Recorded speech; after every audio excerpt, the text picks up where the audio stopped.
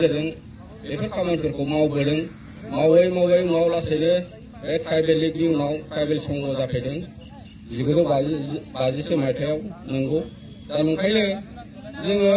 जारिमिनखौ नायहरबा नुनो मोनो जोंनि ट्राइबेला ओरैबायदि सहज सरल माने जेबो रोखोमनि थगाय खोमसि खालामनो रोंनाय बे रोखोमनि नङा जोङो नुबोदों बेबायदियावनो जोङो गुबुन गुबुन जायफोर सोलो बुद्धि गोनांफोर बिसोरनो जोङो सिङाव थानांगौ जादों गादबबोजादों दा नंखायनो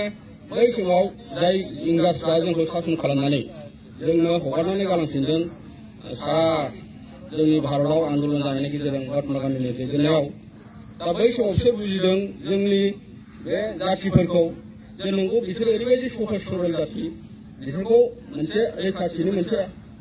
माबा खालामनानै दोननांगोन होननानैसो ट्राइबेल बेलेन्स ब्लक हा हुनि जेनाखि रैखा खालामनो हानाय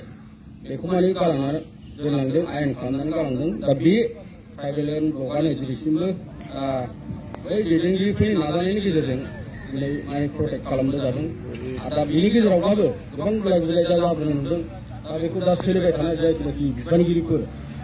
जाय संगठनाव थानानै खामानि मावबोदों पस्टफोरनि गेजेरजों दा बिसोरो नाजाबोदों मावदों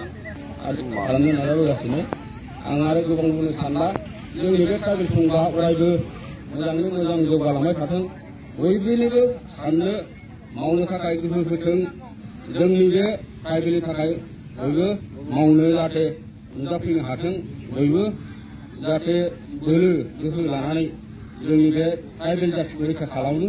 आं बेखिनि हास्थायनानै लुबैबाय आंनि फंनैसो बुंनायफोरखौनो फोजोबबाय गोजोन्थों।